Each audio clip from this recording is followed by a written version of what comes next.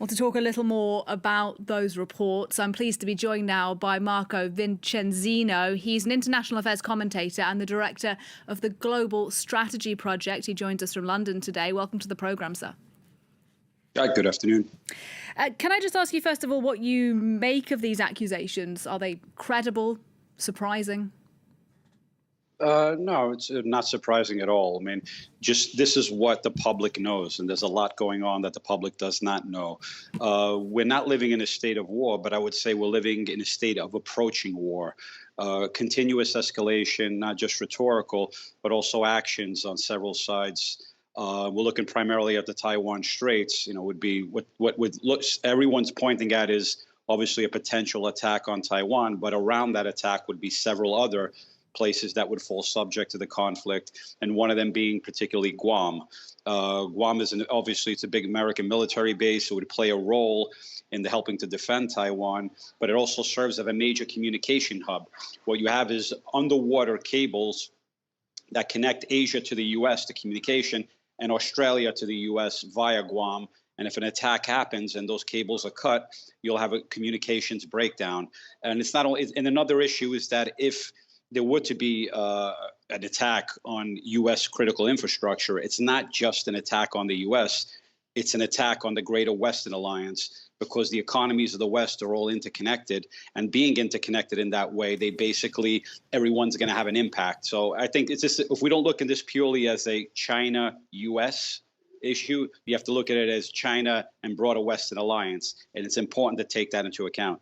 Indeed, and those reports suggest that actually similar espionage attacks could be happening in other places around the world beyond the United States. What kind of response do you think we'll see from other governments? I mean, just give you one example. Kenya is having difficulties in paying its debt to China, and you're seeing attacks on government agencies within Kenya. Now, whether these have been verified or not, these are reports that are coming out. But I think these are just examples that using, short of going to war, is using hacking, cyber attacks. They do enough damage. Although they may not be visible to the human eye, they have a huge impact on the infrastructure of states, on the economies of states, and the ability of ordinary people to operate. So this is a very serious issue that we have at hand. That's like, once again, it's not just the U.S., it's the broader Western alliance and the broader free world.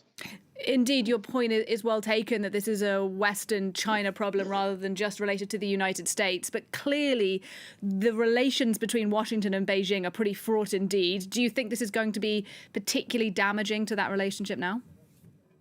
There's been a lot of damages. Recently, you've had the balloons issue with Chinese balloons flying over the U.S. I think this is just one major step in the continuing deteriorations of relations. So I don't see things getting any better. I see things getting worse. And what's happened here, and this is just one episode of a continuing episodes that'll be going on for the foreseeable future.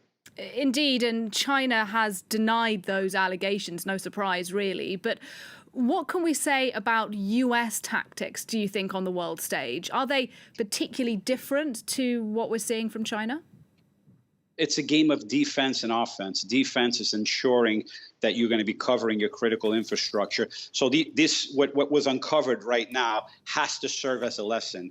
All these lessons have to go into improving on a defensive basis within the broader Western alliance, and then in a sense is constantly sharpening your sword in terms of offense and counterattacks in terms of within the cybersecurity realm. So it's not just a defensive game. There is an offensive game, and obviously not much of that you want to share with your own public.